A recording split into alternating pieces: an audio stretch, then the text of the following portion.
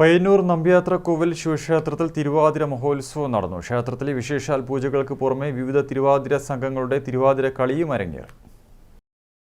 പരമശിവന്റെ ജന്മനക്ഷത്രമായ ധനുമാസത്തിലെ തിരുവാതിര സ്ത്രീകളുടെ ഉത്സവമാണ്. പയ്യന്നൂർ നമ്പ്യാത്രക്കോവിൽ ശിവക്ഷേത്രത്തിൽ തിരുവാതിര മഹോത്സവത്തിന്റെ ഭാഗമായി വിവിധ ക്ഷേത്രങ്ങളിൽ നിന്നെത്തിയ തിരുവാതിര സംഘങ്ങളുടെ തിരുവാതിര അരങ്ങേറി. പരമേശ്വരനും പാർവതീദേവിയും വിവാഹം കഴിച്ചതും ധ്യാനത്തിന് ഭംഗം വരുത്തിയ കാമദേവനെ ശിവൻ തന്റെ തൃക്കണ്ണ് തുറന്ന് ഭസ്മമാക്കിയതും ധനുമാസത്തിലെ തിരുവാതിര നാളിൽ ആണെന്നാണ് വിശ്വാസം. പഴയകാലത്ത് സ്ത്രീകൾ തിരുവാതിരയ്ക്ക് മുന്നോടിയായി 10 ദിവസങ്ങളിലും വ്രതമെടുക്കും.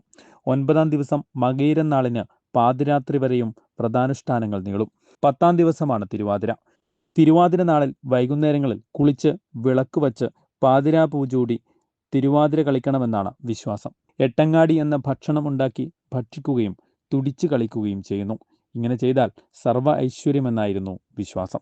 നമ്പ്യാത്രക്കോവിൽ ശിവക്ഷേത്രത്തിൽ അന്നദാനവും നടന്നു. അപ്പോൾ ഇന്ന് തിരുവാതിര മഹോത്സവമാണ്.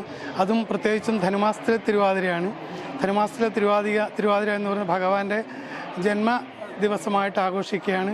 അതുകൊണ്ട് തന്നെ പാർവതീദേവിയൊക്കെ പണ്ട് ഉപവസിച്ച് ആഘോഷിച്ച ഒരു ദിവസമാണ് ഇന്നത്തെ സ്ത്രീകൾ ഇവിടെ ആഘോഷിച്ചു കൊണ്ടിരുന്നത്. അപ്പോൾ വരുന്നവർക്കൊക്കെ ഭക്ഷണം കൊടുക്കുക.